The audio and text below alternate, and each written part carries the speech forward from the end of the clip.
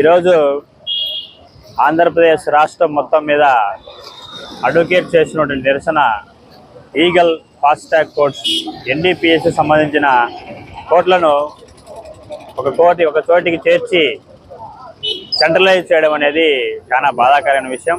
ఎందుకంటే గత ప్రభుత్వంలో డీసెంట్రలైజేషన్ అని చెప్పేసి అభివృద్ధి అనేది వివిధ ప్రాంతాలకు చెందాలి అనే గత ప్రభుత్వం ప్రయత్నం చేసినప్పటికీ ఇప్పుడున్న ముఖ్యమంత్రి గారు కూడా ఆ రోజు చెప్పడం జరిగింది, మేము కూడా డీసెంట్రలైజేషన్కు కట్టుబడి ఉన్నామని.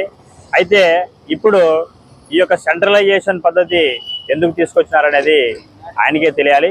మరి అయితే ఇప్పుడు ఈ ఎన్డీపీఎస్ కోర్టుని సెంట్రలైజ్ చేయడం, ఒక చోట ఉన్న కోర్టులను అన్నింటినీ తీసుకెళ్లి 5 జిల్లాలకు సంబంధించిన కోర్టులని ఒకే చోట సెంట్రలైజ్ చేయడం చాలా బాధాకరమైన విషయం. ఇది జనాలకు కూడా ప్రజలకు చాలా ఇబ్బందిదాయకంగా ఉంటుంది.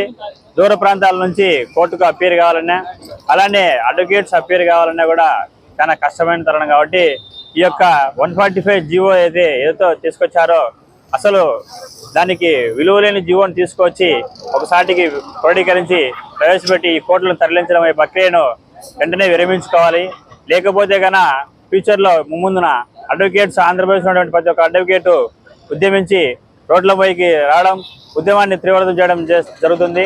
అలానే ఇందులో ప్రజా సంఘాలను రాజకీయాలను కూడా ఇన్వాల్వ్ చేయకముందే, దీన్ని పొలిటికల్ ఇష్యూ చేయకముందే, ఒక పబ్లిక్ ఇష్యూ చేయకముందే దీన్ని ముందు ఆలోచించుకొని ఈ అడ్వకేట్స్ యొక్క ఉద్యమాన్ని గుర్తుంచుకొని ఈ యొక్క 145 జీవోను రద్దు చేసే దిశగా ప్రభుత్వం చర్యలు తీసుకోవాలని హెచ్చరిస్తున్నాం. న్యాయవాదుల ఐక్యత వర్ధిల్లాలి, న్యాయవాదుల ఐక్యత వర్ధిల్లాలి, న్యాయవాదుల ఐక్యత.